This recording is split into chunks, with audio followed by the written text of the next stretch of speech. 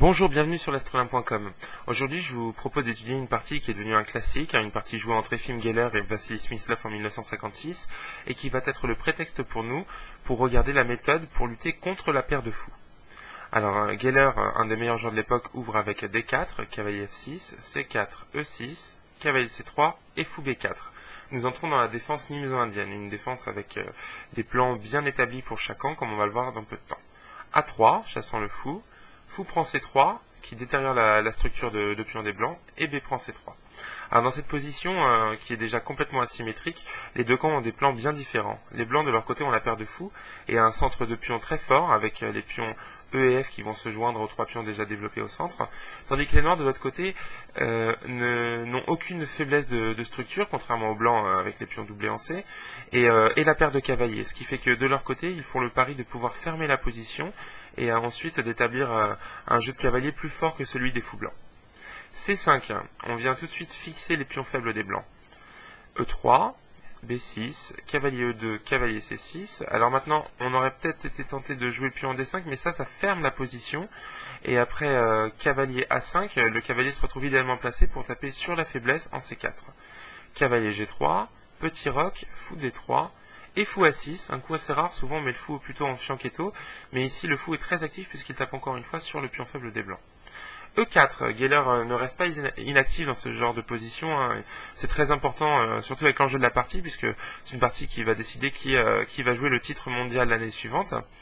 Geller ici sacrifie un pion, puisque les noirs auraient pu l'accepter en faisant C prend D4, C prend D4, cavalier prend D4, mais ici les blancs auraient eu une excellente compensation après E5, qui chasse le cavalier défenseur du roc en E8, fou B2, cavalier C6, et maintenant il y a dame H5, et on va voir que l'utilité d'un pion en E5 qui chasse le cavalier rend le fou en D3 très très fort, et maintenant l'attaque des blancs est très puissante sur le roi noir.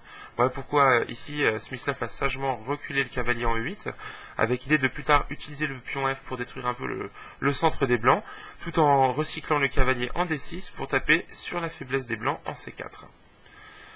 Fou E3, cavalier A5, dame E2 qui est forcée pour défendre le pion, tour C8 avec la menace simple de prendre en D4 pour ensuite capturer le pion faible des blancs en C4.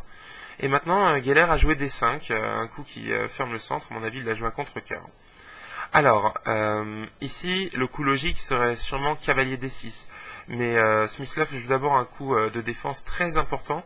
Il vient parasiter l'attaque des blancs à l'aile droite avec dame H4, qui va empêcher définitivement la dame de rentrer en jeu pour créer des menaces sur le roi noir.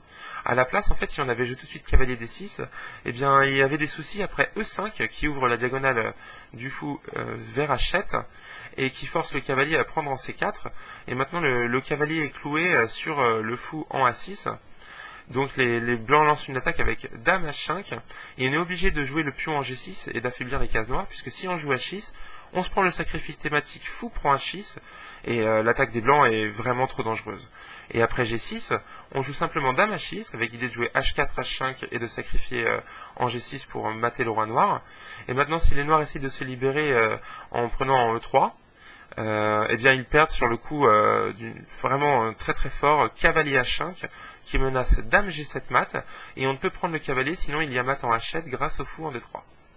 Voilà, ici en fait c'est mat en 4. Donc après dame H4, les blancs ont joué petit roc, et maintenant cavalier D6, le cavalier se retrouve sur sa bonne case, tour à D1, F5, on vient attaquer on suit le plan en fait, on attaque le centre des blancs, pion prend, pion prend, pion prend, pion prend, une suite d'échanges logiques pour les blancs également, ils essayent d'ouvrir le jeu pour leur fou. Dame F3 avec une attaque triplée sur le pion en F5.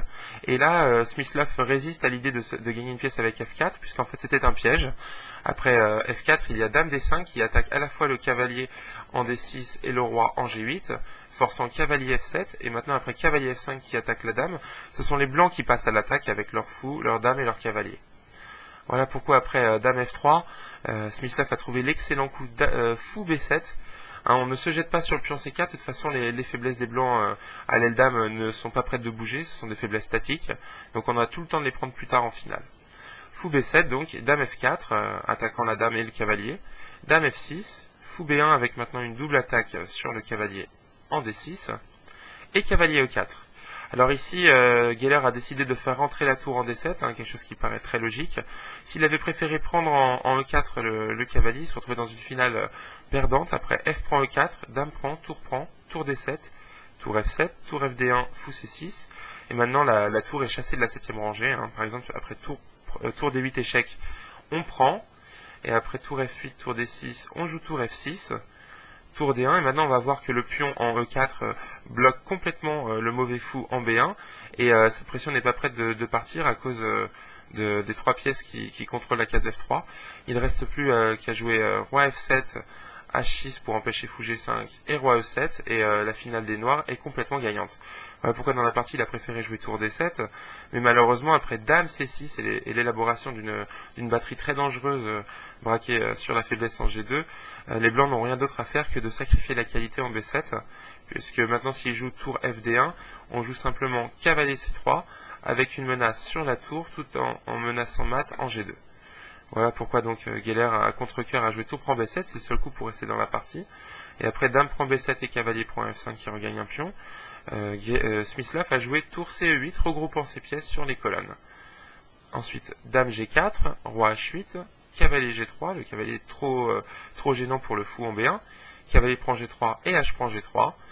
Les noirs recyclent également leur dame avec Dame F7 et la terrible menace tour prend E3 qui regagnera ensuite la tour en F1. Alors Geller ici tente un petit coup avec Dame H4 qui menace mat en un coup. Bien sûr, Smyslov l'a vu. Il joue H6 et maintenant il faut parer à la fois la menace sur le pion C4 et sur la tour en F1 pour empêcher tour prend E3. Il n'y a donc que fou D3 pour cela. Dame F6, on propose l'échange des dames. Dame H5, tour D8 pour un petit peu détériorer la position du fou qui vient en E2. Dame F5, alors on gagne un peu de temps à la pendule en augmentant le nombre de coups, voilà, Dame F6, Dame H5, et maintenant on recycle le cavalier en C6.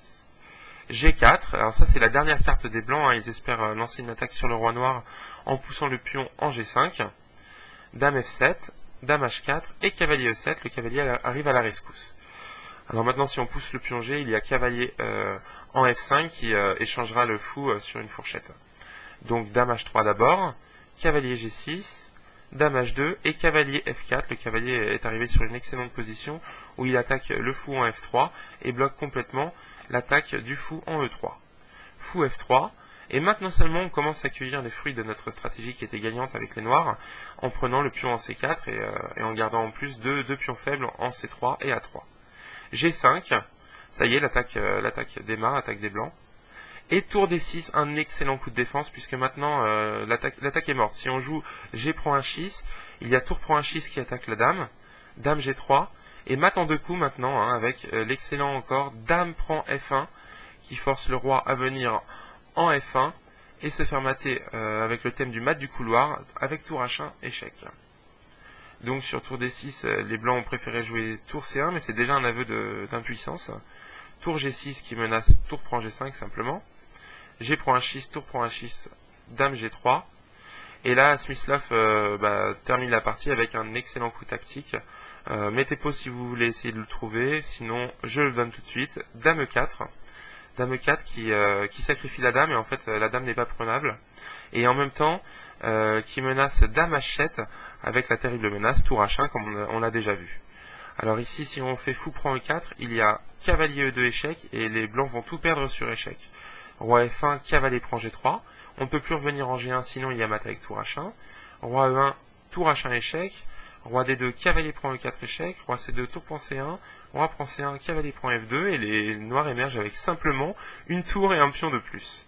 Voilà pourquoi dans la partie il a cherché. Il n'y a pas de coup autre que Dame prend F4. Et la transition en finale qui est perdante. Après Dame prend, fou prend et tour prend.